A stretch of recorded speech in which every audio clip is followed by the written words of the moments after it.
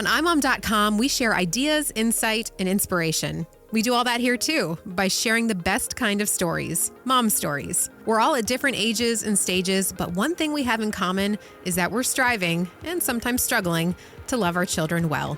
It's the iMom Podcast. Welcome to this week's episode of the iMom Podcast. Abby, Chloe, Susan, and Megan, we are here once again to talk. We're kind of fast forwarding into high-tech mode with this week's episode. It is called Protecting Your Child from Internet Regret. And Chloe has the story. Yes, as the token iMom Podcast gal who grew up with the internet for the most part. You Gen Zer. I know. I find myself, funny enough, I find myself like in prepping these episodes saying, well, you know, when we were kids, I'm like, well, when Chloe was a kid and when I was a kid, they're two different worlds. I know. I was actually like thinking about this story. I'm like, I think they're going to make fun of me at some point in the story for my age, but that's okay. Okay, so do you guys remember the Harlem Shake Challenge? Mm-hmm. So it was in like late 2013, but it was like a massively viral challenge where people would get a group together and they would dance super wildly to a song called the Harlem Shake. And they would be dressed in like normal clothes, and then when the music changed at a certain point, they would all be dressed in like really funky, like stupid outfits. Anyways, my favorite one was the one with Peanuts, like with the Peanut characters. Remember that one with like Linus and Charlie Brown and stuff dancing? No, I don't remember that one. Sorry, I did one with my friends though, and I at one point was wearing an Eminem costume. Nice. So that just paints the picture. But anyways, we had a little Harlem Shake video gone wrong at my school. So a bunch of my friends who were on the baseball team, they recorded a Harlem Shake video where they were on the school's baseball field and they had like cigars and I think they had champagne, which I don't know where they got. And they were like flipping off the camera at some points. And they ended up getting expelled for the video because they posted on Facebook. And what year was this? 2013. And what grade though? My senior year of high school. And they were seniors and they got expelled as seniors. Yeah. Well, the administration had to do something. Yeah, and it stinks. Because it would look bad for them. Yeah, and so it stinks so bad because like knowing these guys, like they're lawyers, doctors, really great like professional businessmen now, like really awesome guys from really great families, but like they weren't thinking. They were making a stupid video, but they were on school property with alcohol, tobacco, like making obscene gestures. So anyways, like it was really, you know, looking back, I'm like, gosh, like those were such good kids and they just made one mistake that ended in like such a serious offense. And that's just one of several stories I have from my high school, just social media posting gone wrong. And I graduated high school in 2013. So since then, the internet has, you know, widely expanded and there's even more opportunities for kids to make one mistake that can seriously cost them their future. So in a world where so much revolves around the internet, what can we do to keep our kids safe? Well, I do think it's funny that you said, well, they're doctors and lawyers now. So, I mean, if your kids are listening to this episode, they're going, see, Mom, I can do it and I'll still be fine. But I think that, it's preferred that they don't get expelled their senior year.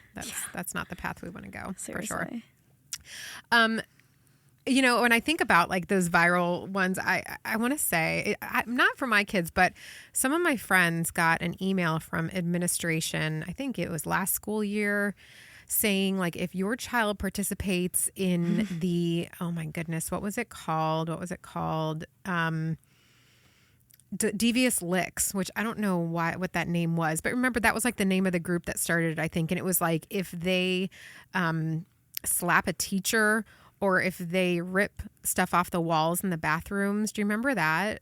It was like stuff that they would do it and record it and then post it, and it was like one of those viral challenges, like the slap a teacher challenge. Jeez. And then they post it, and it's like the parents got the email saying if your child participates in this, they will be expelled. They will at least be suspended. And it's the same. Like, what do you say to your child to get them to use their underdeveloped brain and realize I cannot participate in this stuff, even if it seems funny, even if it seems like I'll get a lot of likes or views on my whatever account. Well, even if it's not social, I was just talking to my co-host from my other podcast, Bible Book Club, and she said the big thing now at our high school is slap boxing. What is that? I know, right? I had never heard of it. They just go up and slap somebody. You slap each other in the face. Well, well, it wasn't even for social. They were doing it. Some kids, you know, 1 or 2 maybe have been on the football team, and they have cameras all over the school now. Oh gosh. And so, of course, they were caught doing it and got suspension. Wow. Yeah. So there's cameras everywhere. It doesn't matter if it's for social. How do we keep our kids from doing silly things? See, so I think that there's like these challenges. Well, Chloe, can you explain like a viral challenge? Is it mostly on TikTok today, or are there other places that people would find these viral challenges? TikTok is definitely the most powerful platform for challenges. It's the most viral, I'd say. I mean, and stupid, to be honest. I mean, because, okay, so TikTok, there's this joke, because you see TikToks and then 3 months later, your friends who only look at Instagram Reels will send you that TikTok on Instagram Reels, and you're like, yeah, I've seen this. Like, so Instagram Reels are just they take a little bit longer to kind of come up. TikTok's faster. Yeah. Okay. So then a TikTok challenge, some of them are like, how do I explain it? Some of them are challenges like eat the spoonful of cinnamon, which was like from years and years ago. But then there's other ones that are, like when, I think this was during the pandemic, when something like it was called like an ice cream challenge, where people would go into grocery stores, take the top of ice creams, lick the ice cream, and put it back. Oh, right. So during COVID. Yeah. Yep. Yeah. So nice. is there an appeal to it that I'm not understanding? Like as far as like the technical side of TikTok and like the way that like an account becomes more popular, is that part of why? I think so. I think just the appeal is to get recognition, to. But it's also silly fun. I mean, think about it. TPing a house is, yeah. It was silly fun. Yeah. Now, maybe champagne and cigars taking it a little far, but yeah, licking the ice cream top, Yeah. Come on. Megan, did you ever get caught up in any like group mob kind of fun that maybe you didn't use your brain for? I mean, maybe Susan can remember. Obviously, I have a terrible memory.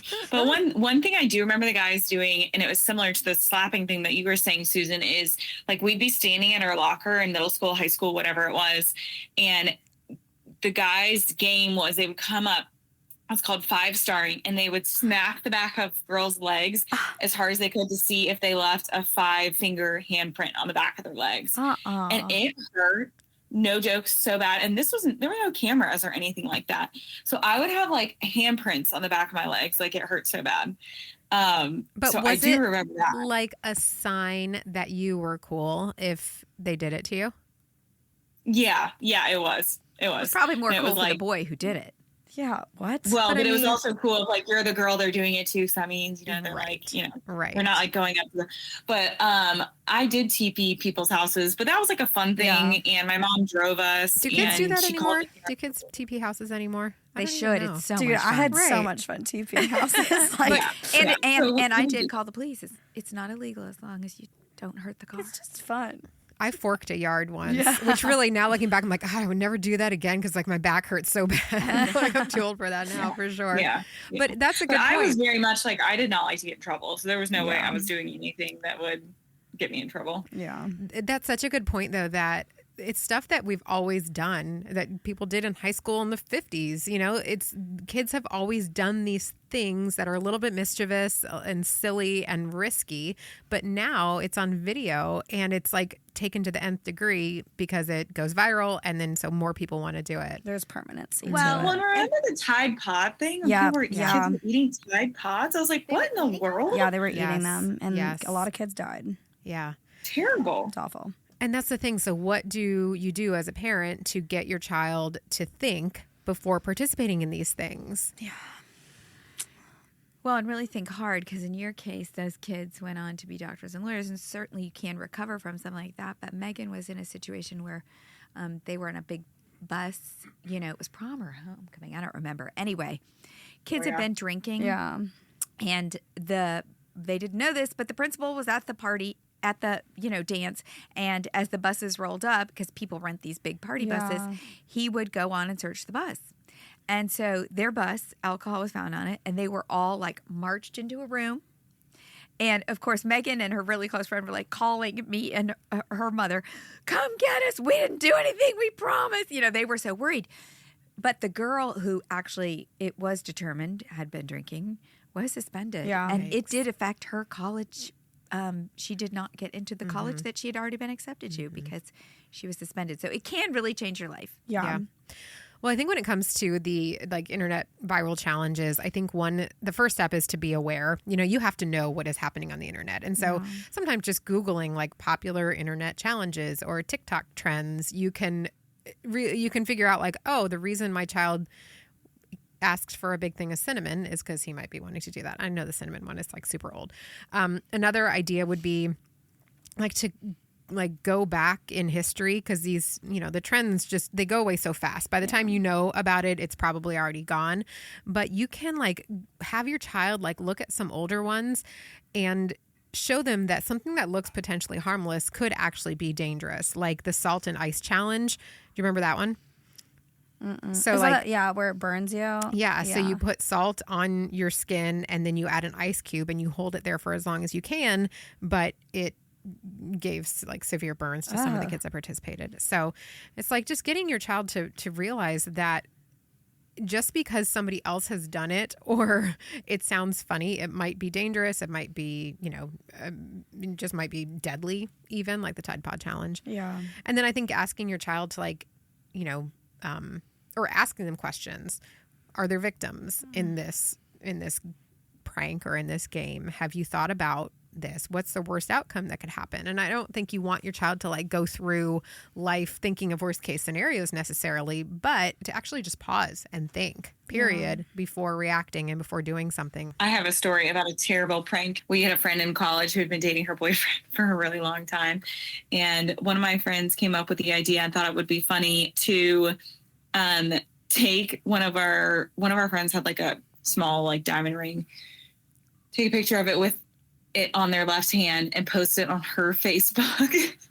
And they did this. And this is before Facebook was big. Like we'd just gotten Facebook when I was in college. Posted on her Facebook, and it was like the middle of the night. But I guess some people from her hometown saw it and started calling her mom and her dad and being like, oh my gosh, I'm not going to say her name, but is engaged. I can't believe it. So then she is getting calls in the middle of the night and her boyfriend is getting calls in the middle of the night. All these things, like it spiraled way more out of control than we realized it was going to. But we all felt horrible because we didn't realize that, like, because she was like, guys, in my hometown, like people do get married at this age. They're really young. And so like, we just thought no one would believe it. Yeah. But we'd like apologize to our parents, all these things. It was terrible. Yeah. Oh, gosh. I think it does show how quickly news can spread, and like you don't think anybody's going to see it, and then all of a sudden everybody sees it. Yeah. Mm-hmm. And I think too, if there's a trend or a challenge that you think is fun and funny, and you've looked at it and it looks harmless, let them do it, just so that you don't, you know, they don't think, oh, mom's a fuddy-duddy and she doesn't want us to have fun. I remember the podcast you did, Abby, where you said that you let your son microwave his underwear. And I think that's a great example of saying, oh, okay, well, let's think about this. Like you said, is there a victim? No, it's just for fun. It's not going to hurt anybody. So sure. When I used to take them, you know, teeping, I would text the mom ahead of time and I'd say, hey, we'll be back in the morning to clean it up, but just heads up, we're having some fun. And so what was the intent? What were you teaching them to do afterwards? Take responsibility. And that, I think, helps them decide the difference between a kind of covert rebellious prank where they know they're not supposed to be doing it wrong versus a let's just have fun prank. Yeah. Have you guys heard of the tooth filing trend? No. So there's one. Oh no, don't. That already makes my mouth hurt. It's just what it sounds like. But it can do permanent damage. What? That sounds painful. Why? People are actually filing their teeth? So that they're straight across, yeah. And I asked my kids about it, you know, like, what is the worst thing that could happen in this? And they're, you know, at the moment out 9 and 11, and like, you could break a tooth. I'm like, okay, thank you. Like, or hit a nerve. Damage. Yeah, I or mean, nerve damage. Yes, but you know, asking your child to think before they participate, I think is step number one. I mean, really, even like, and if this is going beyond, like, we haven't hit this part yet. Just anything, not even just with challenges, but like what you're posting. I mean, like, are you posting a bunch of pictures in your bathing suit and like anyone can see it? You know, are you having a fight on Twitter? Oh my gosh, I was just telling Bobby and Abby off air, like I literally had to delete my Twitter from high school because I just tweeted the most out of pocket, inappropriate stuff. I would get in fights with people, like just having access to the internet and like being able to have those conversations that are so immature and public. And like I'll never forget, like I was my parents didn't have Twitter, and I was walking behind where my dad was sitting on the couch, and he was scrolling through my Twitter, and I was like, why are you looking at my Twitter? He's like, because I can't, like I want to see what you're tweeting. And like looking back, I'm like, smart man, you know, like. But Dad, why didn't you stop me? I know. Well, honestly, I'm like, dang, Dad, like I was looking like a fool. But like, I mean, really, like, be friends with your kids on social media. Every social media, Instagram, Twitter, TikTok, everything. Be friends with your kids and look at what they're posting. Even if I don't have TikTok, but I only follow my daughter. Okay. Well, what do you say then about all the fake accounts? Like how? Yeah, that's what I was going to ask. I was like, Chloe, how do you find the their fake accounts then? Well, Yeah. I do think you have to have access to their phone too. Yeah, that's a good point. There has to be. There has to be some type of monitoring on their phone. Yes. It can't be. I just will free say for all. even with Finstas, like fake Instagrams. I know Sorry. that's the word. I just Yeah. couldn't say it. Sorry. It's not a word that I'm allowed to use at my age. Even with Finstas, they are attached to the phone number that they are set up with, so you can find them under someone's phone number. Okay. Well, that's good to know. But you did actually move into kind of the next part of this conversation. So one way that our kids can feel regret online is by participating in dumb challenges. But the other one, like you said, is posting and sharing photos and saying things that will either come back to haunt them later down the road with college or an administrator now, a teacher now. And, you don't have to look very far to see like girls taking pictures of themselves and posing in a certain way and looking at like how they're going to post pictures. And it feels like it must take up so much of their brain space and energy and self-worth, like all of the picture posting. I can't imagine. And then for us to try to like tell our girls especially, but boys too, that the pictures you post, where you post them, what you're doing in them, who you're sending pictures to, these things, you have to think carefully about what you do. Yeah. The image you're putting off, even if you don't mean to. And I know that's a big conversation too, but. And it's a hard one to win because they're getting likes for it. So, the popularity is telling them, no, people like it. While you're saying, this is not a good thing. Well, and because even if your 16-year-old friends at school like it, like your college coach who's looking to recruit you might not like it, or if you're in college and you're posting all these pictures, your future employer might not like it. But it's so much of the thought being in the now, instead of in the future, exactly. And that's so it's part like of being a teenager. having those conversations with your kids regularly, like you were saying, of can we think about the future and not just the now? Mm-hmm. How do you avoid shaming her if, talking about girls posting pictures that you think are inappropriate? Like, what do you say? You can't say that's disgusting. You don't want to say anything that is going to make her feel worse about herself, but especially if she's posting them to get affirmation from her peers, I was always taught, what are you trying to draw attention to? Yeah. If they're showing parts of their body they shouldn't. Okay, so you're trying to draw attention to that. What kind of attention are you trying to get? Because that's the message you're sending. Or are you trying to draw attention to you always having a good time? Why? Why do you want people to think you're always? Yeah. Are you always having a good time?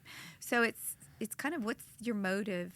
If this is your scrapbook and you're just posting it because this is your life and it's for you, but if you're trying to get ratings and then you're kind of it's hard. It's really hard because we like attention. Yeah.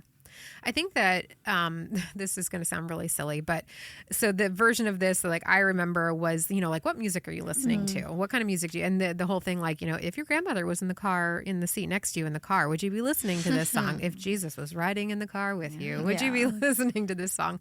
So like creating some kind of filter for our kids, like when it comes to the challenges or the pictures or the comments and the tweets, what would your dad think about this? Yeah. What would, if the wrong person saw this, what would they think about you? what am I saying I think about myself by posting this picture?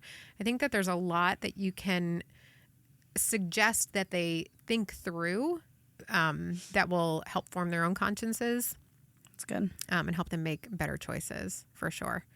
I did find a statistic talking about kind of like, this is internet related, but not internet related, but like sexting and sending pictures and things like that. 17% of sexters share the messages they receive with others, and 55 share them with more than one person. And like even the pictures that go away. So if you're doing it on Snapchat or whatever, you can take a screenshot and those things never go away. Yeah, I was going to talk about Snapchat too, because don't let your kid have a Snapchat. It's just so bad. And there's really, really not enough laws protecting kids from, having their nude photos distributed, distribution of child porn and all that. Like it's not stringent enough to really stop it from happening. Yeah, and there's too much of it. And I have had a lot of friends, go through that. And we had this whole thing in high school where there was a website where like it was awful. A bunch of my friends had their photos on that website, and it was just really awful. Like it's and it's so normal. I think sending photos like that and videos like that is so normal, and it is so permanent. When you say so normal, you mean it's happening so often. Sorry, yes. Not normal. No, I'm sorry. It's happening. If Prevalent. kids think it's normal to do. Another statistic from Pew Research said that 88% of teens said they shared too much personal information online, and that also could equal sharing too private information. So too much equals too private. One study found that 53% of the kids between age 11 and 16 viewed explicit material online. We have a whole episode about pornography. But then also 40% of kids agreed that it's normal to share nude photos. I wonder when they say normal to share nude photos of themselves or just nude photos that they find online. Of them, I would say of themselves. I think it's probably of themselves. But does that mean, but to say it's normal? Because so many girls and even boys are so inhibited about their bodies. It's interesting to me that they would take pictures. I have so many, story after story after story of girls I know now, girls I knew in high school. Yeah. Their nudes getting out. I think, why do you think they would do it? That's such a dumb question. I guess because they think it's normal. It's for affirmation. It's the same reason kids hook up, it's the affirmation of feeling like, oh, I sent someone this and they liked it. So what does someone have to say? Like, what does a boy say to a girl that convinces her that... Are they in a relationship, or is this just like an opener? It's just like the beginning. Sorry, I'm not trying to I feel like I'm being really inappropriate, but this is the reality. No, it's like we're asking. It's a lot of times unsolicited pictures come in from guys, and then sure. girls okay, never mind. Send back, or vice versa, could be, but it's the same thing as when you go out and you go to a bar and you're like, I need to go home with someone. It's that same kind of desire for affirmation. It's just like you can have it on your phone. And unfortunately, it's kids, virtual. It's virtual. Kids have earlier access to it. Kids can't walk into a bar and have that, but it's that same drive for, I need someone to affirm me. Or I need attention. Yes, I do remember in an article that I was researching, girls feeling really excited when a boy asked them. They just want to be asked for a picture. Oh, yeah. I wish a boy would ask me for a picture of myself. God. They feel like it's a sign that they are worth something or beautiful or whatever. Man, I am so glad sad. I grew up when I did. Well, it's did not battle this. Yeah, I know. It's awful. It's so Megan, bad. you're not that much older than Chloe. Did this ever happen to you? Megan, you didn't have Snapchat though, did you? I didn't have Snapchat until after college. So your brain was developed. Yeah. But you had texting. Yeah, we had texting. That maybe I was super sheltered, but I don't recall ever doing that, and I don't recall any of my friends ever doing that. I mean, maybe they just didn't tell me, It would but have been a very grainy picture. Wait, though. so I don't how- think the quality of the Chloe, pictures yeah. was as good. How old are I you? mean, I'm that may be a 28. good thing, though, if it were Yeah. green But hair. Snapchat came out It's a when I good was filter. a junior or sophomore, But junior in high are they school. just snapping? So Megan's only 4 years older than you. It's But not that much. Snapchat like made it rampant. It was like also again Because you think thought the it quality went of kids thought it would photos. disappear. with the iPhone. Wait, what'd you say, Megan? Kids thought it would disappear, and then they were Yeah, realizing yeah, that people could yeah. screenshot it and yada 'Cause- yada. So then it wasn't as like, Safe. and they thought it would disappear in 10 seconds. So they 'Cause thought it would. You could get, it would be a quick blip, and that was it. Right, because with Snapchat, if they screenshot it, you would get a notification that they screenshotted it. But what they would do is one person would hold it down and their friend would take a picture of the phone so it didn't look like a screenshot. So they thought they were just giving a little peek. Exactly. But Wow. the peek got captured. All right. So in the show notes, I'm going to include a printable for a social media contract. I'm also going to include a printable for how to pray for your middle schooler and your teenager. And then we would love for you to tell us your favorite like parental control app or service. If you have one, tell us how you're monitoring your kids' online activity.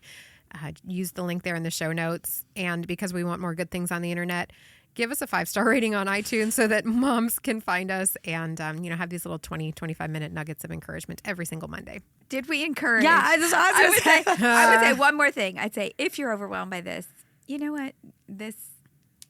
Kids go through learning lessons and don't overreact if it happens. Right. But it is a teaching opportunity and talk to them about how it's important. And by reading I'm on Mom content and listening to this podcast, Yeah. clearly you're trying to be proactive. You're Exactly. trying to. You're in the know. Yes, That's you are good. doing the good thing. So Yes. there. Yes, We're exactly. encouraging you. Yeah, you're one step in the right direction. Thanks for listening.